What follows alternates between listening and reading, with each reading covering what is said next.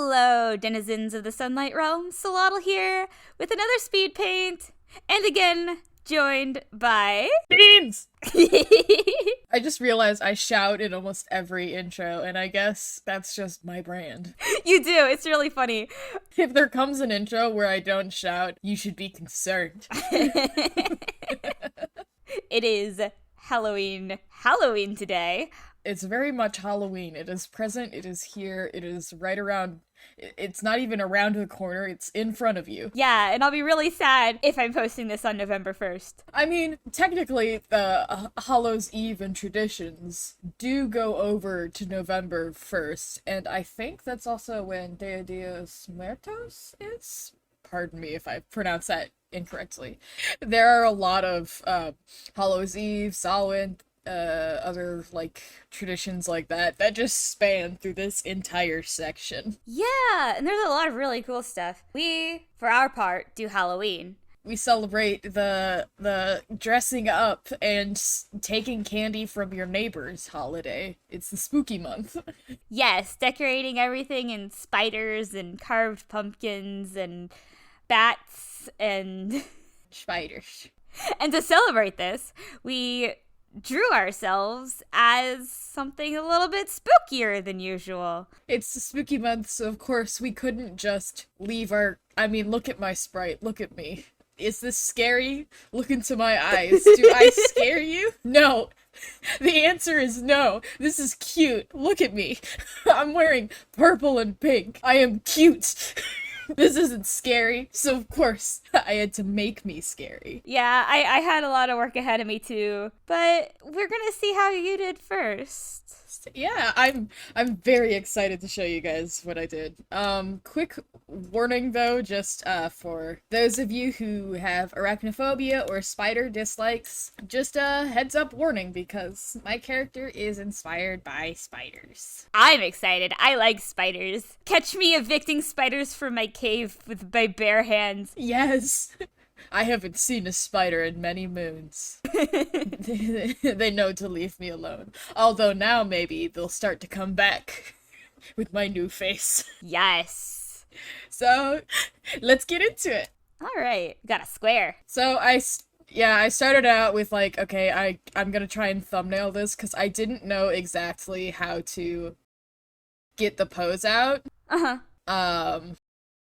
Because I've never drawn something like this before. I looked a lot at pictures. I don't remember the name for it, but there's like Driders? yeah, like that the D&D monster that's like those big spider people. And then I was also looking at different like spider demons from Mythos. Like I know there's one Japanese one. Uh-huh. And I did like some sort of combination of that to get my spider character, and I decided, because this spider doesn't really look much like Beans once I turn it into a spider, that I'll have it over Beans' corpse. Ah, okay. Instead. I was just like, I don't know, that might be funny if a spider eats me alive, who knows? Yeah. So... honestly, this was just a lot of, like, figuring out anatomy and then relining and trying to make that perspective work. Yeah, ooh. Yeah, you got lots of... You started with some chonky, toothy brushes. Yeah, and then I realized, no, that brush won't work. I'm still doing my refined sketch layer. Ah, yeah, I know how that is. Yeah, it's... a lot of this is just going to be lining because this is a very big piece with lots of complex parts. Yeah. I did none of that. Yeah, I spent, but this is good. I spent an entire 13-hour day oh my god. just working on this. I mean, like, there's obviously, like, breaks, like, you see some of the pauses in there that I, like, forgot to, edit out. Honestly, I was just trying to get as many sharp and pointy things in here as possible. Yeah. Because I'm like, I want this to be stabby, I want it to feel stabby. There I go, fixing the lean, that looked a little awkward. Yeah. Sometimes you draw it and you like a pose, and then you sometimes it just got a mean lean on it. Yeah, and then you mirror it and you realize, how are you standing up straight? It's like, oh, have I been drawing this with my neck at a 45-degree angle? The entire time is my arm in front of my laptop, like, twisted all askew. Do I need to get a level out here and make sure the chair I'm sitting on is correct? What angle is my arm at? Tell me. Yeah, I just want to know. Oh, man. Yeah, this is definitely one of my longer pieces, mostly because of how long it took to refine everything first and then do the line art. Yeah. Like, this is just my refined layer. The line art took even longer. Oh, man. Like, there are multiple times in the line art where I was just like, okay, I need a second. Because my arm was definitely cramping up from this. Oh, yeah. Yeah, if you're spending a day on it without, like, oh, man, breaking it up between sleeps. Yeah. But this looks Oh! You're all, like, bound Webbed up. Yeah. It's not a kink thing, I swear to God. I'm just covered in ooey gooey webs. Shut up. So this spider also has horns like yours. Is that related, or is that just like a coincidence? Because in my head, it was something along the lines of, I think it was like, was it an Alien or a Predator movie where something bursts out of a guy's chest? Okay. Alien, I think, is the movie. Yeah, I think it was Alien. Chest bursters. Yeah. Yeah. That's kind of like in my head. What I was thinking was that a spider burst out of Bean's chest and then grew into this giant spider monster, but instead of like, just eating the corpse, it just kept it as a memento. Oh. So, like, this is Beans now because it lived inside of Beans? I see, yeah. Yeah. So you might see it's holding a couple souvenirs. Yeah, I saw what looked like a heart, maybe? Yeah, it's hard to draw a heart on... Oh, and maybe intestines? Yeah, intestines, too. Got them big, Laffy Taffy-esque chunks of meat. Yeah. Oh, man. It's hard to draw a heart at that angle, for sure, because I'm like, you're holding it. You're not gonna hold it so that the aorta is standing straight up. I spent a long time just staring at pictures, like, at this 3D picture of a heart rotating, and I'm like, how the fuck am I gonna draw this? Amazing. Oh. I did also call for the help of, my friend Medi Melancholy, because they are very good at drawing gore and intestines. And I'm like, Medi, how do you draw an intestine? And they're like, well, boy, do I have some tips for you. Yeah. Oh, this is so cool. You see, I even debated, like, should I give them eyebrows? No, eyebrows will get in the way. They already have so many fucking eyes. Yeah, visually, once you have that many eyes, it's like, at some point, other eyes take the place of the eyebrows. Yeah, it's just like, it just gets like a bit of a cluster mess, and then it's like too much going on over there. Oh, those are just all over the place. Yeah. Did you see? I don't know if you noticed, but there's a writing there that just said orb.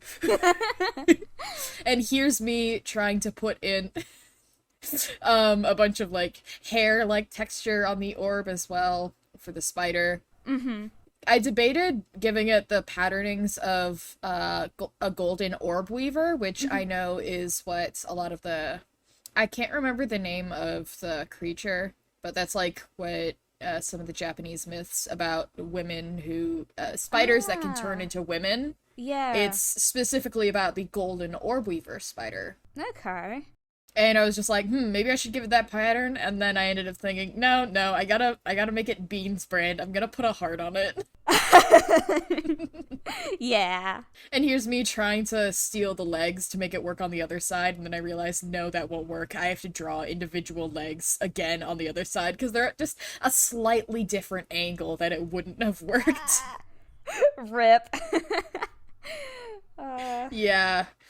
I definitely am proud of, though, just going with, like, geometric shapes for the most part with the legs. That I think was a good touch. Because, yeah, it definitely gives it more of, like, a fantasy feeling, as well as just, like, it helps keep me from going crazy trying to make it look like actual spider legs.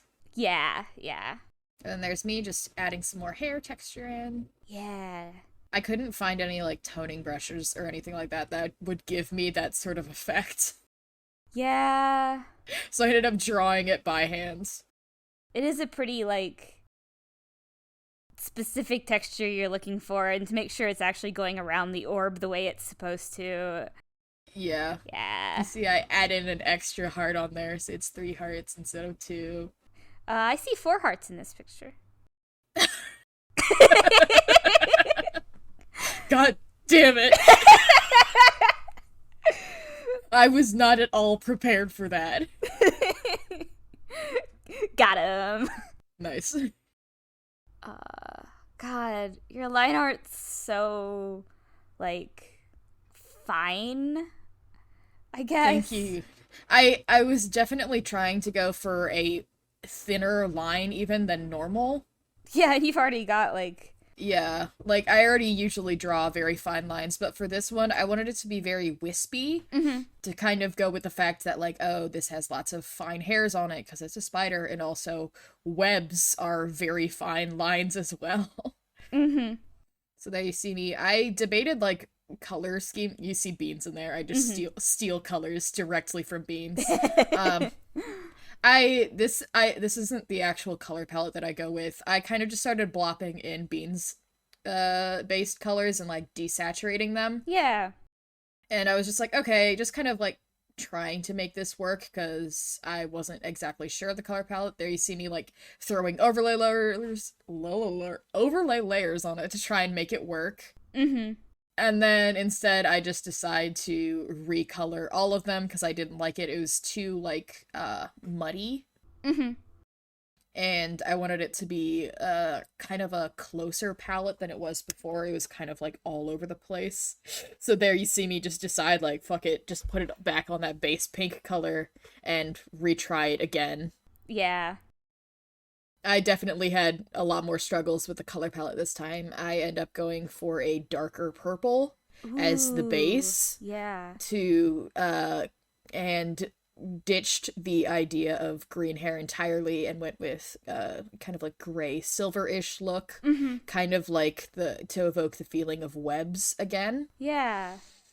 With, like, a slightly lighter purple skin tone, and then I decided to put the pops of green in the gem and the hearts, and sort of a burgundy color everywhere else, because that kind of, like, mixes warm and cold. Yeah.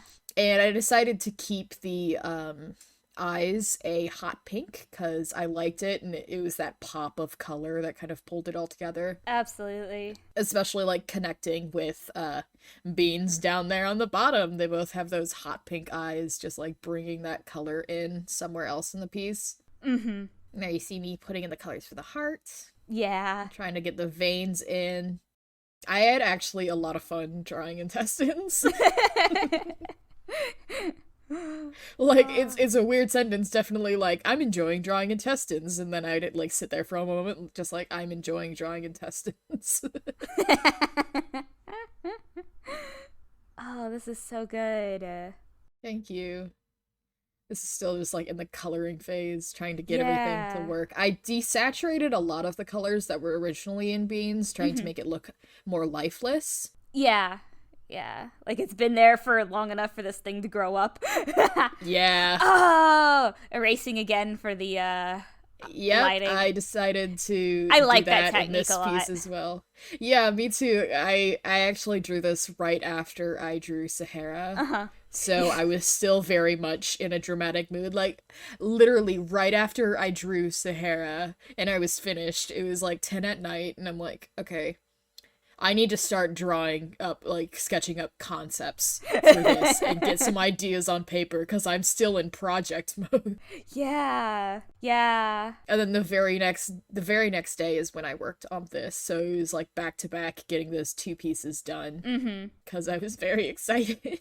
Yeah. But yeah, one thing that I found was helpful for doing this technique is after you put the overlay layer over it, you turn the color layer. I don't know if you could see it on the side, but the layer that has all my colors on it, I turned it to a black and white. Yeah. Monotone, sort of black and white layer. Yeah, it made it easier to go in and erase and make sure everything was the same sort of shading style without worrying about looking at it like, oh, these colors don't look right, because you know how you work with a piece with shading and you have those moments where you're like, this is all bleeding together. Yes.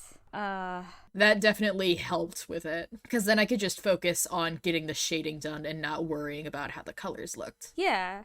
I do this. I did this in my piece, and not the monochrome, but I have pretty often done the eraser. Is it multiply or overlay that you use? Multiply. And it makes it so that you just only work from the light in. Yeah. And I really like that. And it ends up, like you said, giving it just such a dramatic look. And then I went in to like kind of like smooth out some of the edges on it with a rougher brush in the multiply color, just to kind of like give it that raw sort of a tougher edge. And that's what I do in the second multiply layer as well as in that same rough brush. Just kind of darken everything up, make it feel like dirty and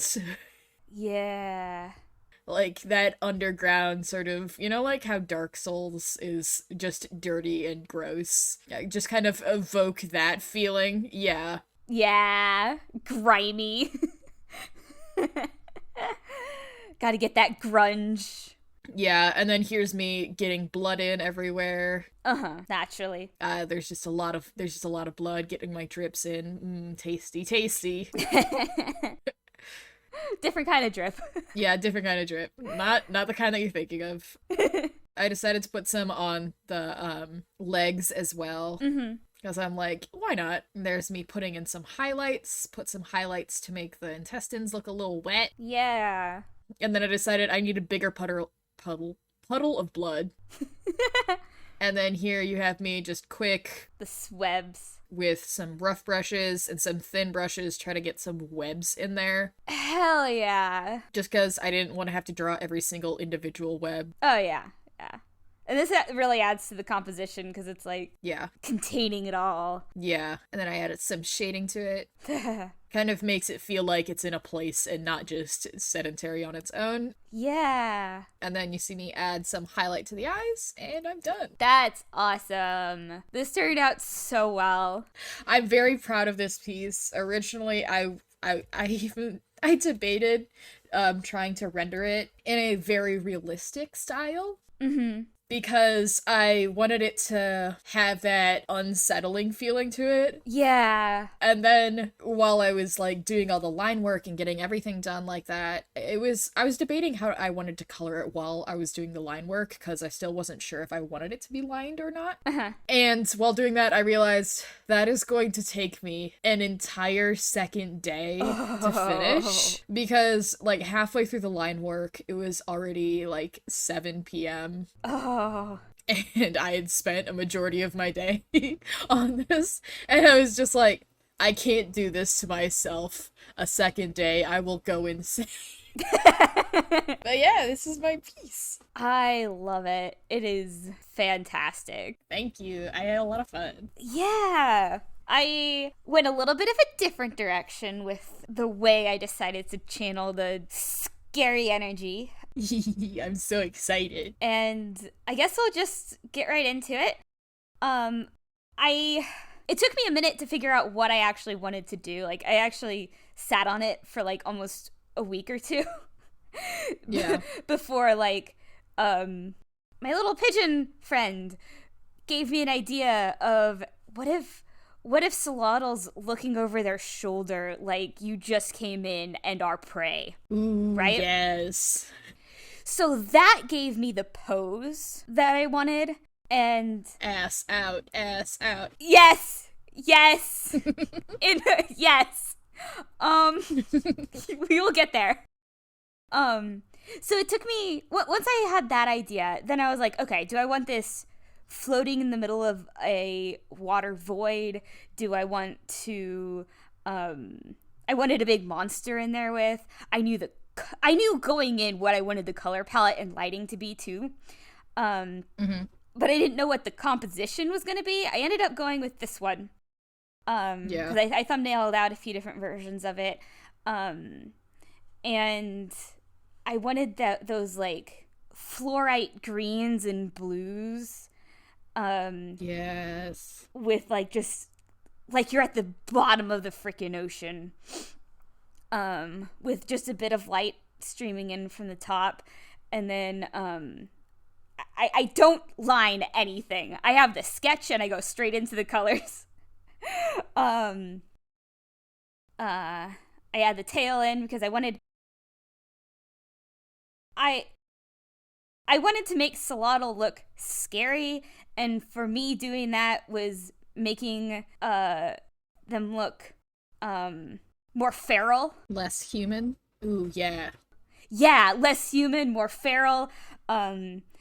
And then I kind of surrounded with like these larger beasts, which are axolotls, which end up looking kind of cute in the end. But it's fine. Here's where I do the multiply layer and take out the lighting. I love this glow. And then I go in with several layers of overlay, and it's not a trademark color, but like the color that I always use for the lighting of Salotl, getting just that glow in, because there's the light source from the top, but then there's also just Salotl's bioluminescence in itself. And then as I get to here pretty quickly, right? Like we're 2 minutes into the 12-minute video, right? Yeah. From here, it's basically refining. Yeah. Because the way I did it was I painted it, I got the broad strokes in, and then so my idea for the setting of this, because it ended up being more of a background piece or like a landscape. Yeah, than just the character itself. Which looks fucking amazing, by the way. Like, thank you. I've watched and like seen all the stuff that you've done on like landscape, even. Oh my god. Anyway, like I've seen the stuff that you did on like Minecraft redraws of like the different landscapes, and like I've just seen some of your other artwork, and you do such a good job on like that painterly feeling of a landscape. Thank you. Especially with Clip Studio Paint. Like I have no experience at all drawing landscapes or anything other than people, pretty much.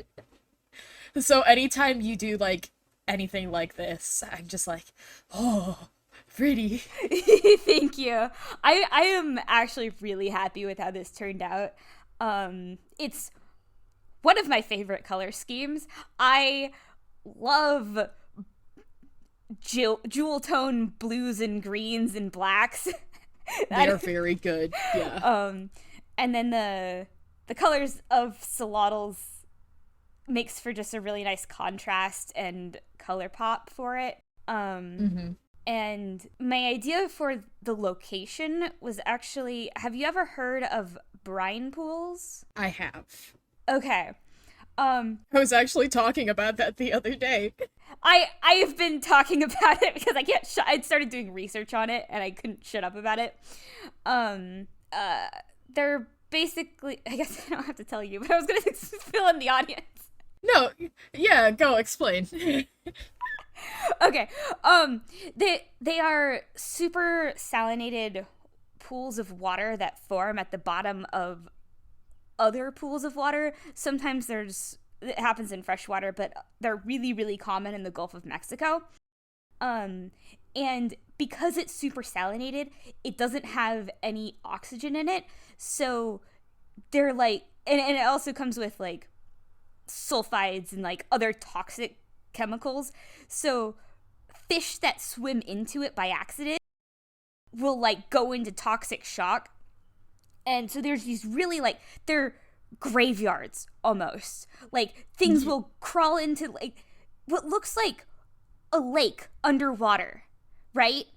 And they'll crawl in and they won't come back out. So it's just this really creepy atmosphere. But that's why it's like underwater, there's things in the sky, but there's also like the surface below. Yeah. They're kind of like ecological dead zones almost. Yeah. They're so cool because sometimes they'll be like, oh, like this form of matter will like try and take roots and like grow in there, and it just doesn't work, and it dies, and there's just all this decay sitting at the bottom of it. Yeah, and like things will grow up around the edge because there's certain kinds of bacteria that can thrive off of the minerals and things found in it. So they're like living right on the edge of death, and if it overflows a little bit, it'll suffocate everything in its wake. Yeah. And they're so cool, honestly. Yeah. And like they're creepy too. Yeah, the ocean is a beautiful and powerful and scary place, and I would hate to be in it. Yeah. Yeah. Like, it's funny that you bring it up because the reason I was talking about it the other day is because I was talking to a friend about driving through the bottom of the ocean to France. Which is, like, not as cool as the reason you have been looking up brine pools. We were talking about, like, if you were to drive across the bottom of the ocean in a car, what would you encounter? Yeah. And there's some weird stuff down there. Yeah. Like, it's amazing. Like, the volcanic ridges across, like, the, I believe it's the Atlantic Ridge that's just, like, chock full of volcanic activity. Yeah. And there's these, like... It's so cool. Shrimp that hang out next to these, like, almost boiling patches of underwater, and snatching up anything that gets too close. Yeah. Yeah, like, all those thermal vents just at the bottom of the ocean, and it's just, like, it almost looks like smoke going up into the air. Like, all the stuff that it's spewing out of it. Yeah. It's amazing. I had to turn on a, layer there so that I could actually see what I was doing. Yeah. The tablet monitor that I draw on is actually a lot lighter, so I had to keep color checking it as I was working. Yeah. And my computer also has an automatic night mode setting that just makes everything slightly more blue and less yellow. Yeah. And sometimes I'll be in the middle of drawing and it turns on and I won't notice, and then I'll like zoom out and be like, are my eyes fucked or is this a different color than it was earlier? Yeah. But yeah, to point out to the audience, Salotl is recording in a different format than usual.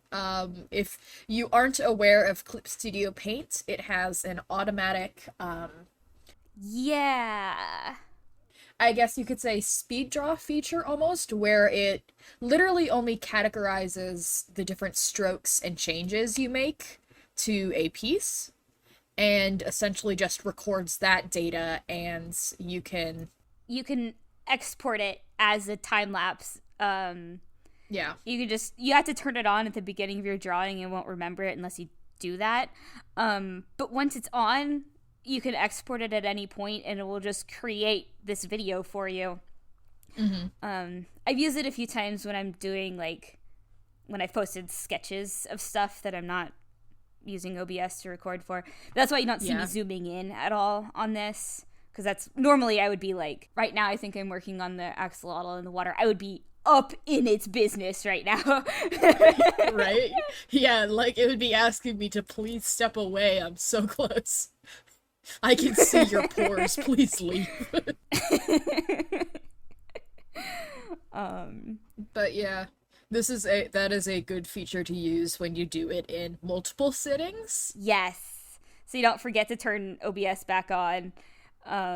Yeah. And so it like works very well for Salotl because they do it in multiple settings. And I mean, it would work for me, but I like to sit down and do it all in one go, and then the very next day my back hurts and I'm in pain. Yeah, I have to pace myself a little bit more. I used to be able to do that, but these days if I try to do that, my wrist will make me not be able to draw for another week and a half. So I just have so many chronic pain problems that I can't even do it now, but I still do it because I'm stubborn. Right now I'm adding in a little bit of a fog because I started doing this with the concept of the brine pool, and then I went and did research on it and was like, oh, this is actually way more foggier than I initially drew. Kind of like murky water almost because of like all of the dead things just like floating around in it, as well as like that high of a level of salt. Like, yeah, it's not just gonna settle because there's so much salt in the water. It's just gonna keep floating around. So the delineation between the regular salt water and the salt water underneath is thicker than just a straight surface. It's like a kind of a fog, like if you've ever been in a plane and looked out the window. I think I'm about done at this point. It's just... I see you're just adding like the little halo of lights through the water around Salotl right now. Yeah. That's my video, or my drawing. I like it. Thank you. I like our different approaches to it, because I went more of just like a horror route, where it's just like not really in your face, but it's just obviously horror. Yeah. Whereas you went for like that unsettling kind of like, the more you look at it, the more like nervous you get. Yeah, because like the one in front, I wanted to be like, it's easy enough to just dismiss it as the rocks in the foreground for a second, and then you're like, no, that's an eye and it's looking at me. Yeah. I really like our two pieces. Me too. I love seeing you do landscape and stuff like that. It's so pretty. Thank you. I had so much fun with this, and I love how yours came out. Thanks. It is so cool. Like, it is such a monster, you know? Like, yeah, I tried to go, like, I didn't want to go too gory because that's definitely where I wanted to go. I even debated, like, putting some, like, flesh bits stuck to its chest and on its teeth and stuff like that. And, like, at one point I even thought, like, what if Beans's, like, skull is cracked open and you see, like, the brain bits on the ground, and I'm like, no, pull back, we can't. I do still have to post this on YouTube. Yeah, I was just like, it has to still, we're still putting it on YouTube. I can't do that. God, I can't wait to do this next year and see what yes. See what changes. Do we even know what we're doing next? I don't know what we're doing next, actually. Should we? No, actually, no, I'm not gonna do that to myself. Oh? I was thinking, like, should we actually do the, desk drawing? Challenge? Yeah. And I was just like, no, I don't hate myself. I actually don't want to. You already did the desk challenge. You just didn't record yourself doing it. Shut up. You're not my dad. But yes, we will find something good to do. Yes, if you have any ideas, please feel free to throw them at us. You can even, like, send, like, an @ on Twitter or something like that. Just be like, hey, this sounds like a good idea. Yeah. Or in the comments here, just, you can send us any ideas, and we might do them. So catch us next time Drawing something. Drawing something. It will be a thing or a place. Probably. Maybe. Goodbye. Sayonara, suckers.